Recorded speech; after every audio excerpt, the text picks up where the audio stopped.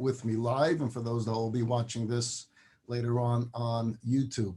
If you hear noise in the background, helicopter noise, that is because there are a bunch of helicopters right over the Chabad, because a small little airplane just landed right in front of the Chabad house on the freeway. We see it from our office windows, this small little plane. It was a successful landing. Everyone seems to be okay, but there are a lot of helicopters overhead making a lot of noise. We are going to conclude the part of the story of Jacob's return to the land of Israel. And then we're going to take a break. Our spring semester comes to a conclusion, and I'll notify you when we'll start the next semester, where we're going to focus on the story of Joseph and his brothers. So right now, last week and the week before, we were talking about this wrestling match that Jacob has with the guardian angel of Esau. That wrestling match comes to a conclusion. Jacob is successful. The angel cannot defeat him. And after this incident with the angel, Jacob now feels empowered. Whereas if you recall from his words the day before, he was frightened. He tells God he's frightened. He's afraid. Now we see a Jacob with far more confidence. If he was able to survive that, he believes that he can survive the encounter with Esau. And he stays on program. He stays on his strategy plan. And the strategy was 3 different approaches: an approach of prayer to God, asking God for success, an approach of trying to appease Esau with gifts, trying to be kind to Esau, show respect to Esau, with the hope that Esau calms down from his anger.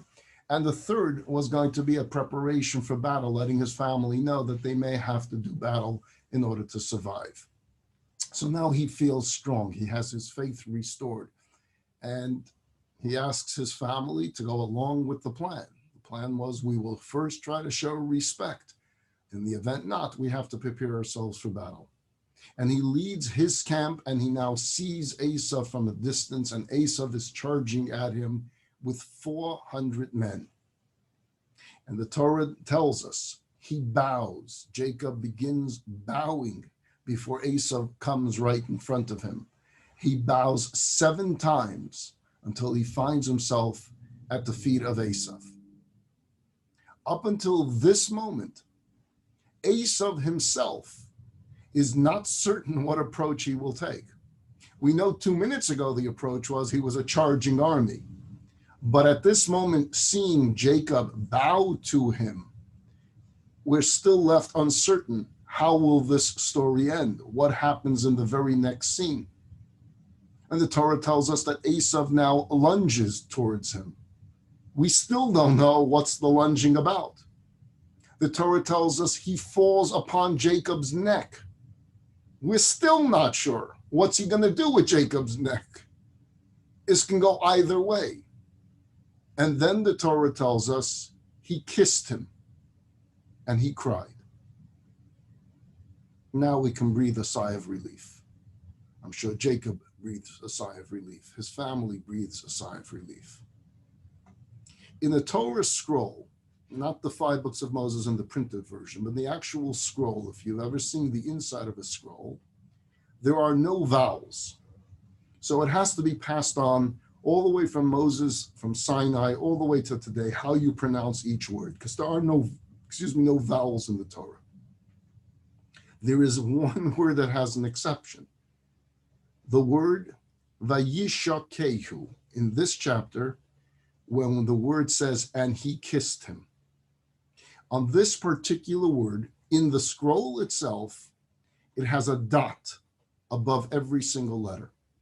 Now, it doesn't change the pronunciation of the word. We know that we pronounce it Vayishakehu means, and he kissed him. But there's a dot above every single letter. And the commentaries explain these dots. The dots mean, don't accept me on face value. Look into this word and understand that something is going on here beyond what appears to the naked eye. So you're seeing a brother kiss a brother, Vayishakehu. Look beyond. Pay special attention to this word. Okay, what do you want me to look into this word? What exactly am I supposed to know from the fact that there are dots above each word? Well, for that, we'll turn to the Talmud. And the Talmud asks the question, what are the dots above that word? And he kissed him. What is it teaching us? And as everything else in the Talmud, there is an argument. There's a debate. Two sages, Rabbi Shimon and Rabbi Yanai. Rabbi Shimon says the kiss was real. The dots are telling you that this was not ordinary. Esau never kissed Jacob before and will never kiss him again. But at this particular time, it was sincere.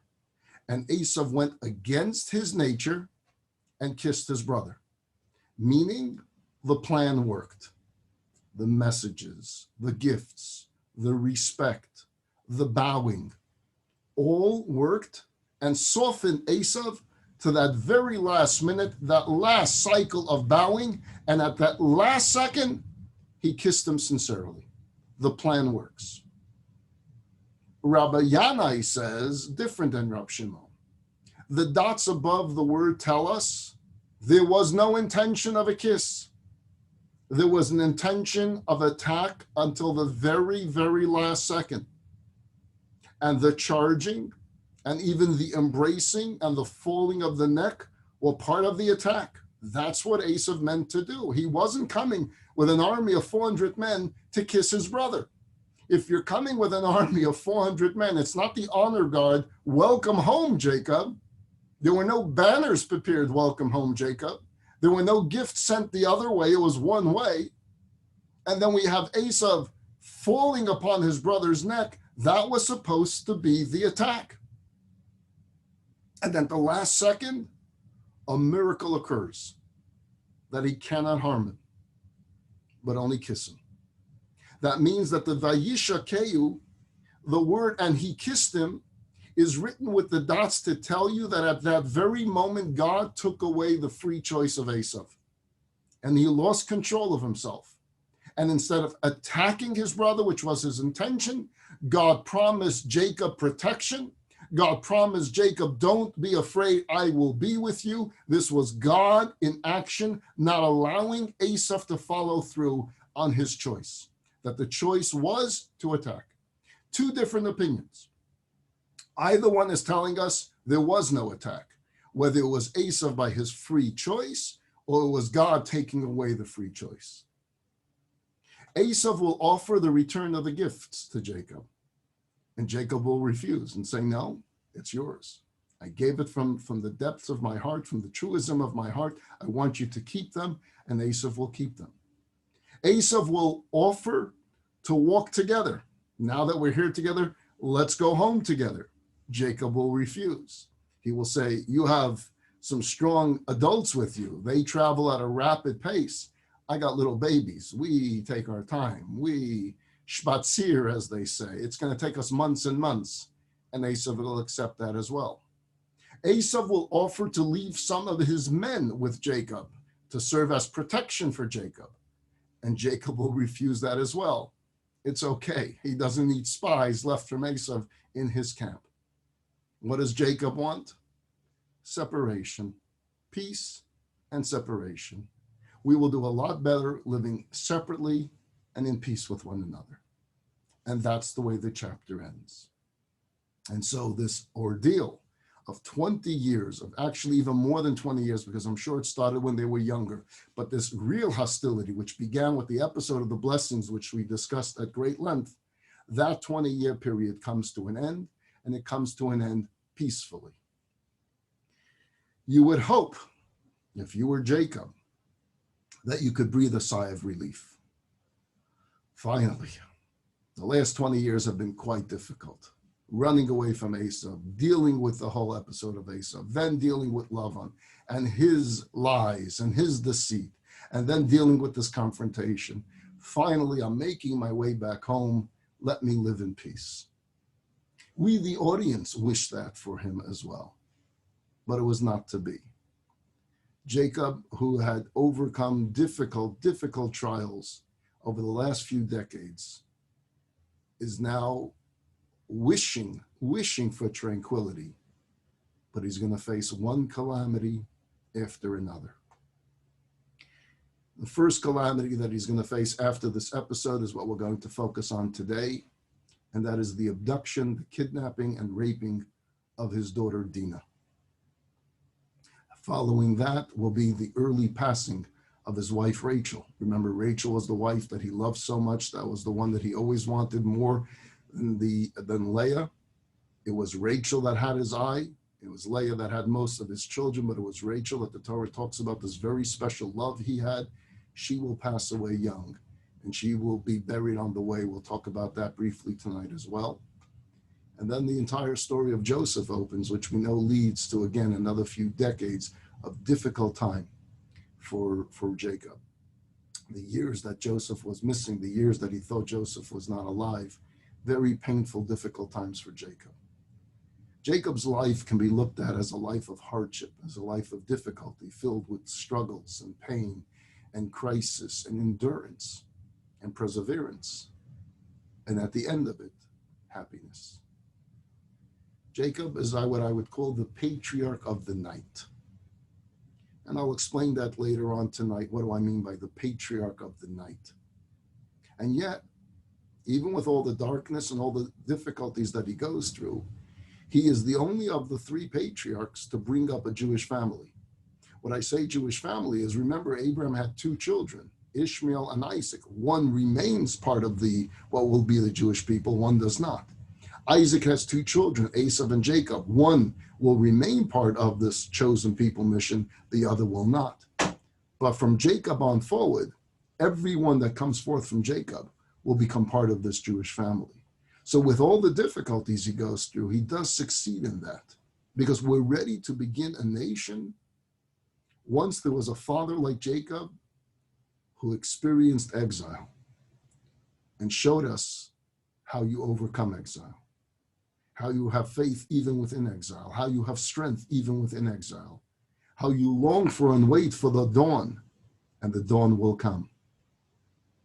As often the victims, we know the pain and suffering, and our determination to rid the world of pain and suffering strengthens because we know it so well. And we become more and more the moral policemen of the world because we despise suffering so much, and we want to rid the world of pain and of suffering. I'm going to put up on the screen the part of the text of the story of Dinah. I'll do it in two parts. Part one, we'll discuss it, and go to part two. So let me share the screen with you. This is verse 1. Dinah, the daughter of Leah, whom she had borne to Jacob, went out to look among the daughters of the land. So they arrive at a city, still exists in Israel by the same name, the city of Shechem. It was named Shechem because the governor, so to say, of this area had a son named, and he named the son that was named Shechem, and thus he named the city after his son Shechem. Any of you have visited Shechem? It's in Israel. It's still there today by the same name of Shechem. It is where Joseph is buried. It is under Palestinian control. The burial of Joseph has been desecrated over and over, burnt over and over the last few years as well. But people still make it their business to visit Joseph by his burial site in Shechem under IDF protection, of course, so that they can go there, say a prayer, and return back to areas in Israel that are under Israeli control. Verse 2, and Shechem, the son of Hamor the Chivite, the prince of the land, saw her. So she's spaziering the neighborhood, she's checking out the neighborhood, and Shechem sees her, saw her, took her, lay with her, and violated her, kidnaps her, and rapes her. The word violated her means it was a very lengthy raping process, and it involved all parts, all elements of a sexual raping. Verse 3, and his soul cleaved to Dinah, the daughter of Jacob. He didn't have enough. He wanted to keep her. He loved the girl and spoke to the girl's heart, and now he's trying to convince her, stay with me, marry me. Well, what's wrong? And again, this is the natural state of the Canaanites of you pick the woman you want, you kidnap her, you take her, you rape her, and then you say, you're staying here. And Shechem speaks to his father. He was a spoiled boy. And he tells his father, Hamor, take this girl for me for a wife. I want to keep her. Now, Jacob had heard that he had defiled his daughter Dinah, but his sons were with the livestock in the field. And Jacob kept silent until they came home. He wants to speak to his sons. What are we going to do? Hamor, in the meantime, the father of Shechem, is by Jacob's house, and he's speaking to him. What is Hamor doing with Jacob? He's trying to convince Jacob to let us keep Dinah. We want to keep her. And Jacob is not responding until the boys come home. Verse 7. Jacob's son had come from the field. And when they heard, and the men were grieved, and they burned fiercely, they were angry, because he had committed a scandalous act in Israel, to lie with the daughter of Jacob, and such must not be done. And Hamor spoke with them, saying, my son Shechem, his soul has a liking for your daughter. Please give her to him for a wife, and intermarry with us. Let's make this a package deal. You seem to have pretty girls in the family. So let's make a deal. Let's intermarry. Let's mix the families. You shall give us your daughters, and you shall take our daughters for yourselves. Go pick which ones you want, and you get to keep them, and we'll take from you. And you'll dwell with us, and the land shall be before you. We'll let you live here, remain and do business there and settle there. You know, no reason for you to leave. We'll intermarry. We'll become one family. You have a lot of livestock. We'll do business together. And Shechem said to her father and to her brothers, may I find favor in your eyes. Whatever you tell me, I will give. So the chutzpah that they bring the rapist to the home of the family of the girl that he raped, and keep in mind, he's still holding her. It's not that he brought her home with them. He's still holding her hostage, kidnapped her. And he's saying, hey, tell me the price. I'll pay you. I want to keep her. Impose upon me a large marriage settlement and gifts, and I will give as much as you ask of me, but give me the girl for a wife. Thereupon, Jacob's sons answered Shechem and his father Hamor with cunning. And they spoke because, after all, he had defiled their sister Dina. So the Torah is setting you up to know that they're not being honest in the next couple of verses, but the Torah is justifying their dishonesty because, hey, he's holding their sister hostage right now. He has kidnapped their sister. They need to find a way to get her back. So they said to them, we cannot do this thing to give our sister to a man who has a foreskin, for that is a disgrace to us. We don't marry with uncircumcised males. But this, however, we will consent to you if you be like us, that every male be circumcised. Then we'll follow through on what you said, and we'll give you our daughters, and we'll take your daughters for ourselves, and we will dwell with you, and we'll become one people. But if you do not listen to us to be circumcised, then agree that we take our daughter back, and we go. We part ways. Just give us our daughter, our sister Dina back. Now, their expectation at this point is, of course, they're going to say no. You know, it's not just that they're asking Hamor and Shechem to circumcise themselves. They're asking for all the men of the city, of the village, to circumcise themselves. And therefore, they're throwing at them this idea that they're hoping and praying that they say no to and take Dina and go. But their words please Hamor and Shechem, the son of Hamor. These guys, Shechem always got what he wanted. And here the father's trying to please his son. So yeah, sure, let's do that. Verse 19. And the young man did not delay to do the thing because he desired Jacob's daughter. And he was the most honored in his father's household. In other words, for a spoiled brat. And Hamor and his son Shechem came to the gate of their city and spoke to the people of the city, saying, these men are peaceful with us. Hey, they're willing to deal with us. And they will dwell in the land, and they'll do business there. And the land, behold, is spacious enough for them. We will take their daughters for ourselves as wives, and we'll give them our daughters. However, they got one little small condition, a little condition, that the men will have to consent in order to dwell with us, to become one people, by every male being circumcised just as they're circumcised. But keep in mind, they throw at them. But then, if we do this little act, then shall not their cattle and their property and all their beasts be ours? Hey, look at the wealth they came with. It'll all be ours. Because they're going to intermarry with our family. We're going to take away all their property. So we just have to consent to this one little thing. And they will dwell with us. Verse 24.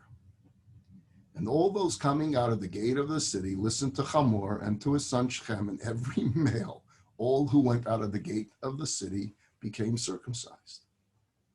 So they all circumcised themselves. They follow through on this. So now what's plan B? So follow the storyline. He sees her.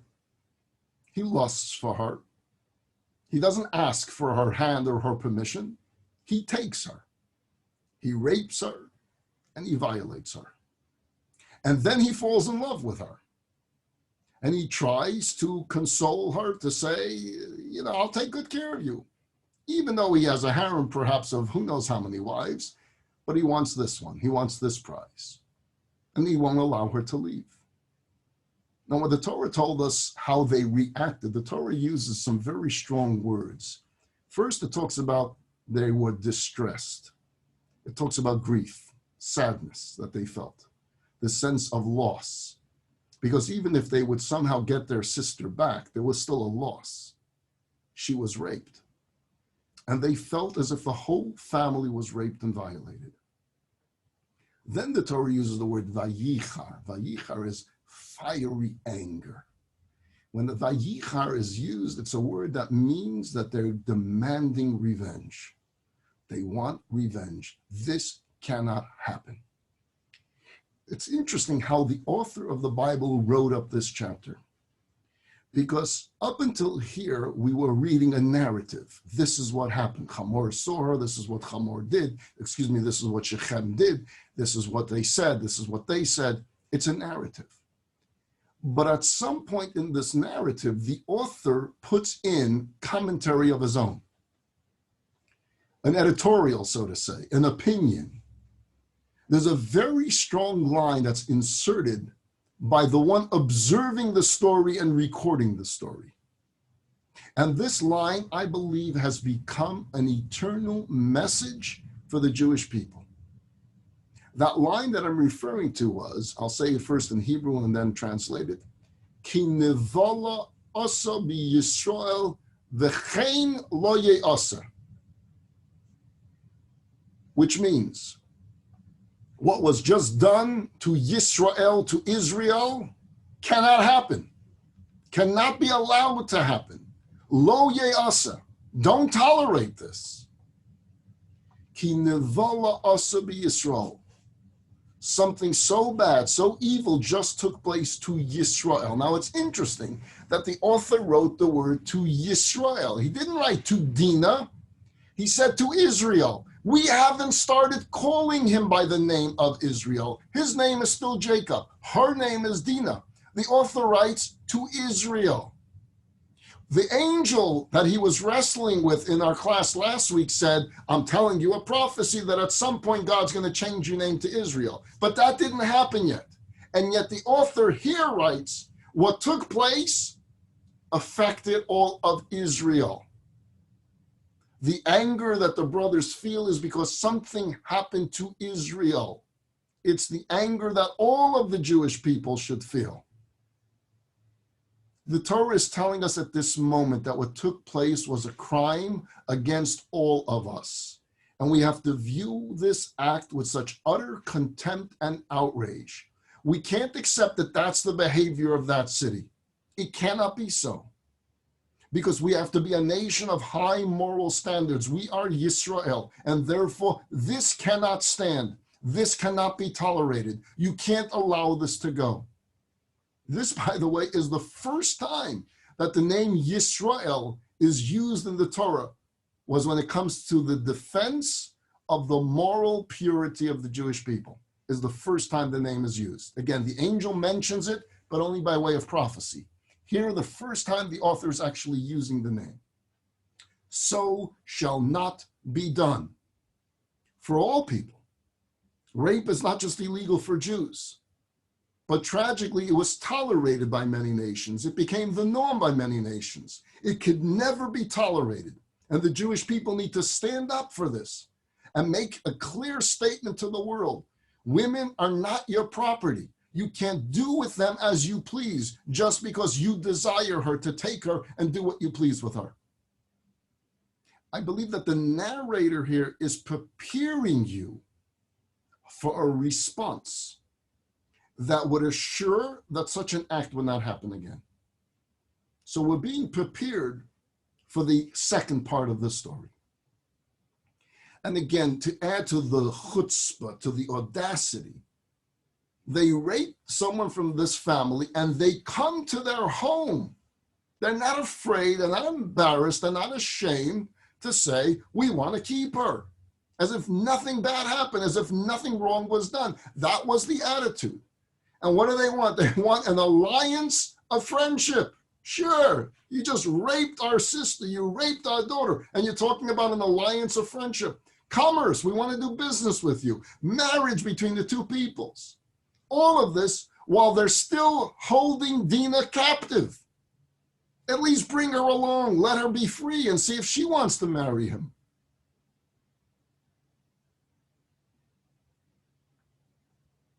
Now, we know clearly that when they threw out this idea about the circumcision, that they never considered intermarriage, that they always had a plan. Again, the author told us, b'mirma. They used this in cunning. They never had any intention of following through with it. But they needed to think when they threw this out, what if they agree? What then are we going to do? How are they going to rescue Dina then? And it's also clear from the way the story is told that at this point, the children took over. Remember, Jacob waited for them to come home. They have now taken over the strategy session. So what's their plan? Again, plan one, they turn it down and they say, we can't do business with you. They give Dina back and they head out of Shechem. We're going to find another place to stop off. This is not a good place for us. What is Jacob thinking the brothers are up to? When Jacob hears them talking circumcision, I mean, he also knows we're not going to intermarry with them, right? Well, Jacob understands what I think most of the brothers thought the plan was, with the exception of two, and we'll soon find out, that after circumcision, the people, the men, would be weak after going through a surgery. And once they are weak, then although they outnumber us, we can attack and get our sister back. So if they go ahead with this mishigas of all of them being circumcised, we will have them all in a weakened position. We will be strong because we didn't just have the surgery, and we'll be able to fight back against their numbers and get our daughter back. And Jacob would go along with that. It's trying to rescue his daughter.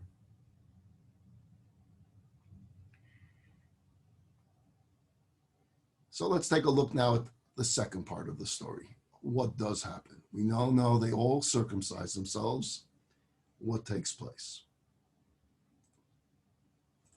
Verse 25. Now it came to pass on the third day when they were in pain. They say the third day after circumcision is the most painful day after circumcision. Jacob's two sons, two of them, Shimon and Levi, these were the angriest of them all. They were also the strongest of them all. Shimon and Levi, Dinah's brothers, each took their sword. They came upon the city with confidence and they slew every male. They just wiped out the men of the city. And Hamor and his son Shechem, they slew with the edge of the sword, and they took Dinah out of Shechem's house and they left. Jacob's sons came upon the slain and plundered the city that had defiled their sister. Their flocks and their cattle and their donkeys and whatever was in the city and whatever was in the field they took. And all their wealth and all their infants and their wives they captured and plundered all that was in the house. Now Jacob was not aware that this was the plan. And thereupon Jacob says to Shimon and Levi, you have troubled me to discredit me amongst the inhabitants of the land, among the Canaanites and among the Perizzites, and I am few in number, and they will gather against me and attack me, and I and my household will be destroyed. You just declared war not just on this village, but you declared war on all the Canaanite nations, and I need to live here. I need to survive here. You did this behind my back. And they said, shall he make our sister like a harlot? Now we know Jacob is going to force them, you're not taking any of the plunder, you're not taking any of the servants, you're not taking any of the women, you're not taking any of the children. We're getting out of here, and they will leave. But it's interesting that this part of the story ends on verse 31. And they said, shall he make our sister like a harlot? So, lots to talk about here. How did they justify wiping out the whole city? Jacob will protest it loudly here, and he will continue to protest it all of his life, and he will bring it up on his deathbed that he wants the world to know, the audience of the Bible to know, that he had no part of this, that he did not know what they were planning. He did know that the circumcision was a cunning plan in order to weaken the people, to get his daughter back, but he did not know Shimon and Levi's intentions. Nor did the other brothers seem to know Shimon and Levi's intentions, because they wouldn't have let them do it themselves. And Jacob makes it clear this was a dumb strategy, because even if they deserve this, but you're now declaring war about all the neighboring nations. We're going to be outnumbered. You put us all at risk. And I think that that last line is the only defense of Shimon and Levi that we can find. Again, the author putting that last line without a response coming from Jacob. Shall we allow them to turn our sister into a harlot? This city allows this behavior. These men, this is what they do all the time. Every man in the city is a rapist. Everyone knew that our daughter was being held as a hostage and did nothing and went along with it. They allow their women to be treated like harlots. They treat their women like harlots. There are times when the family of Jacob must grab their sword to protect the purity of their women. And what Shimon and Levi are saying in their defense was, this is now our home. This is where we're going to live. And we need to send a loud message to all the nations, to all the villages, to all the tribes, to all the people that live here. Don't ever treat our girls this way. You're not going to mess with our women. We will protect our women, and we will fight back so hard to make sure you understand. You touch our women, we're going to go after you, and we're going to go after you tenfold. Let the nations fear us so that no one tries this again. Our daughters will not be at their disposal, because if we let this go, this is what's going to happen forever. It's just always going to be that our women are cheap and you can take them at whim and they're not going to do anything about it. So at the very birth of the nation, these two brothers took upon themselves to send this message to all the villages of the Canaanite nations. You want to do business with us, you want to be friends with us, that's up to you. Don't mess with our women. Don't touch our daughters. Don't touch our wives. Don't touch our girls. Is it justified? Every one of you has an opinion. Everyone throughout Jewish history has had opinions. Maybe, maybe not.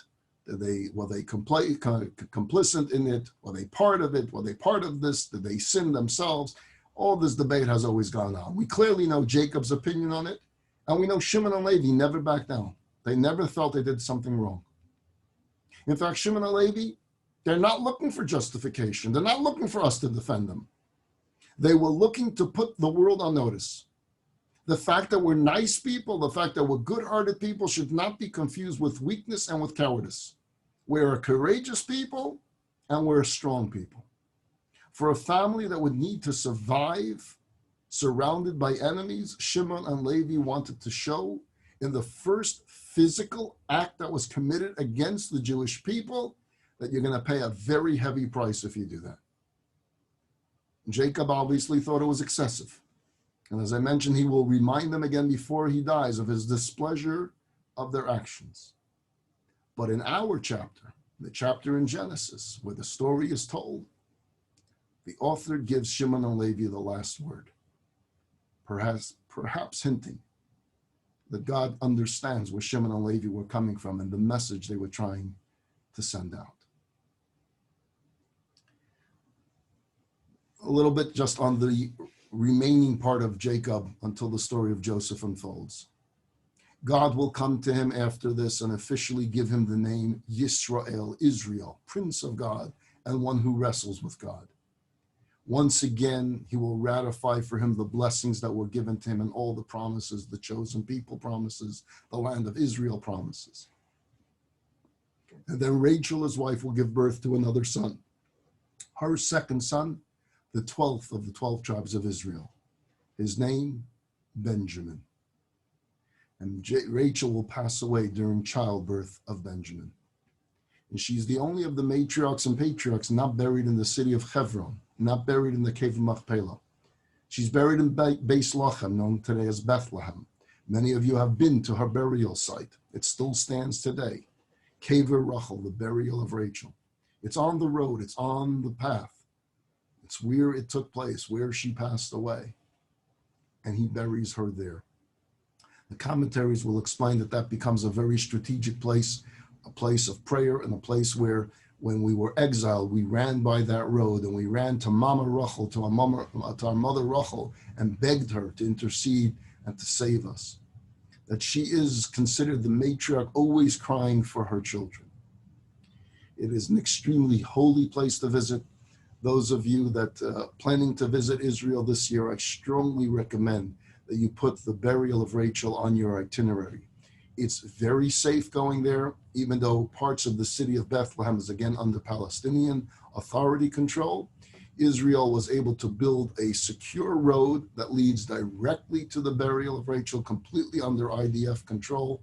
And literally the burial of Rachel is like an Israeli fort filled with soldiers all around. And it's an extremely holy place to be. Jacob, the Talmud says, is the one who instituted the night prayer, the evening prayer. It tells us that Abraham instituted the idea of praying in the morning, that Isaac instituted the idea of praying in the afternoon, which we call mincha, and Jacob is the one that instituted the prayer in the evening, which we call ma'ariv.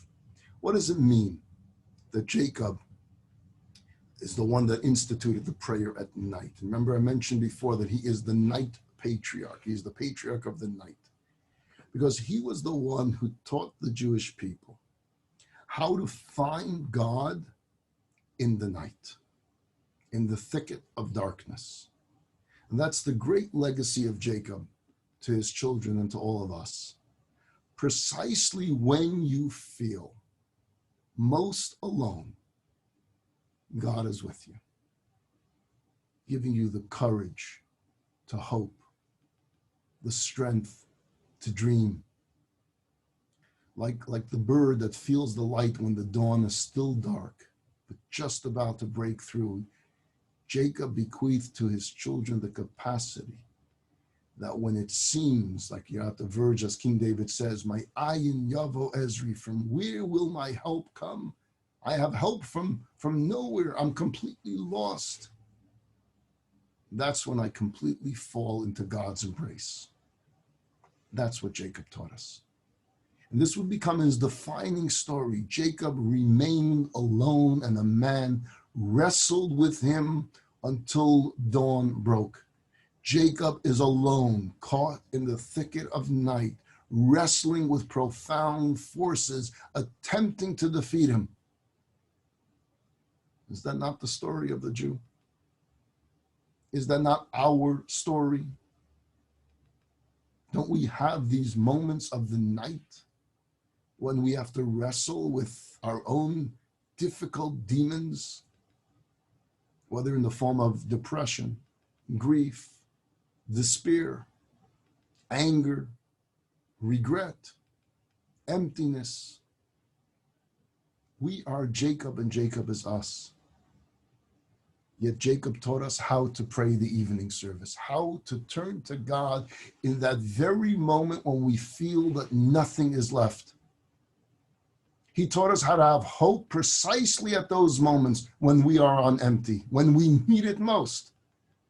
To know that, as Jacob says, when he wakes up from his sleep, then Jacob woke from his sleep and said, surely the Lord is in this place, and I did not know it. We are Am Yisrael. We are the nation of Israel. We are the descendants not just of Abraham and Isaac, but the descendants of Jacob as well. Jacob, whose name is Israel. Because Jacob, as we explained, had one extraordinary strength of character, which he endowed to us, his children. And we need so much today.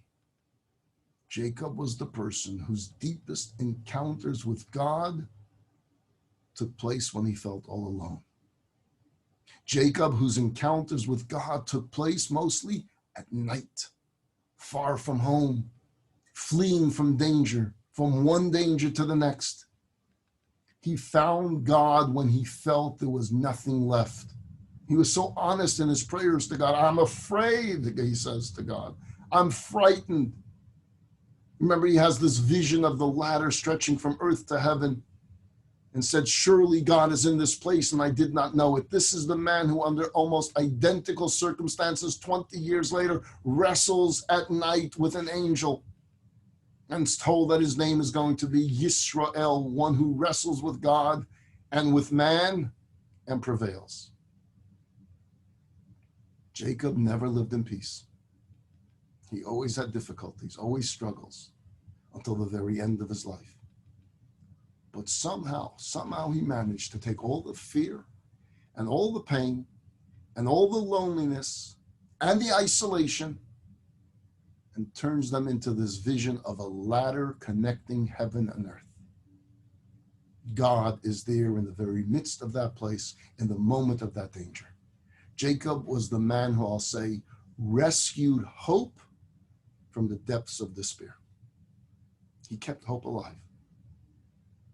Who kept going despite his fear of Esau, despite his fear of Lavan, despite even the loss of his wife Rachel, despite even the raping of his daughter, despite the loss of his beloved son Joseph.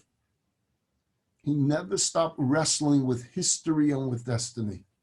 Somehow he just keeps on going forward. Is he in pain? Yes. He tells us of his pain. He tells us of his anguish. It says that he mourned for Joseph every single day that Joseph wasn't there. He mourned as if that day he got the phone call that his son had died. That is the most extreme that you can think of pain for a parent, is the phone call that, God forbid, a son or a daughter is no longer alive. That pain is how he felt every single day that Joseph wasn't there. And yet he perseveres. He fights on. This is a man who endowed us, his descendants, until the end of time with this inner strength that is almost beyond belief. Ours is the people that empires tried to destroy, and yet we outlived them all. Ours is the nation that people often hated, and yet we decided never to despair, but rather be that light unto the nations. And our light became an eternal flame. This is why the Jewish people became the voice of hope in the conversation of humankind in generation after generation, and a compelling testimony to the power of life, that we can defeat the forces of darkness and death, that there's hope for this world. It's not just evil. There is goodness in this world as well. To be a Jew in whom beats the spirit of our ancestors. They live within us. And the hopes of generations to come is to feel this pain, to know the pain, and yet we carry on. We know fear. We've had fear. We've lived with fear, and yet we refuse to be intimidated. To be surrounded by hate, we know what that's like, and yet to have the courage to stand up with resolve and courage and confidence. To fight the haters with every fiber of our being, but never to become defined by hate or despair. These are among the supreme achievements of the human spirit, and it is to them that we're being summoned today, by every syllable of our history, to live the legacy of Jacob, to bring the legacy of Jacob into our lives. Of course, on our mind, we're thinking about Israel and the strength and the resolve that Israel must show their enemies. We cannot be weak. If we show weakness, they'll swallow us up alive. We need that strength. We need that belief. Even when it's night, we need to know that there will be day, that there is hope. May we each bring some of the story of Jacob into our lives, the strength and the hope and the faith of Jacob. May it permeate our lives. It's a good time for me to remind you that next Wednesday, we have our gala, and it's called The Power of Hope, right on this theme. Everyone's invited to join, to watch, to enjoy the entertainment, the inspiration. It's next Wednesday evening, 7 p.m. Pacific time. Just go to chabadgala.com, and the show will be on there live next Wednesday, 7 o'clock. I hope you do join with me. I hope you enjoyed the series Biblical Reflections. We've started from the story of Adam and Eve, the story of creation. We've made our way through 2/3 of the book of Genesis this year, and we will continue with the conclusion story of the book of Genesis, but it's not a short story. It's the longest story of the Bible, and that's the story of Joseph. I will send out an email when the course will start up again. I'll notify all of you. It's been a pleasure being with you on Zoom. I hope that the next time we are together, we'll be able to do it both in live in-person course, but we'll also keep it on Zoom for those of you from out of the area or who just enjoy studying while in pajamas. In this way, you can do whatever you want while we're teaching. Anyway, a wonderful, wonderful week for all of you. We will have our class Wednesday at 12:30, and our focus this week is on Israel, Eretz Yisrael, and the situation and the modern day issues that Israel faces. Take care, everyone. Have a great week.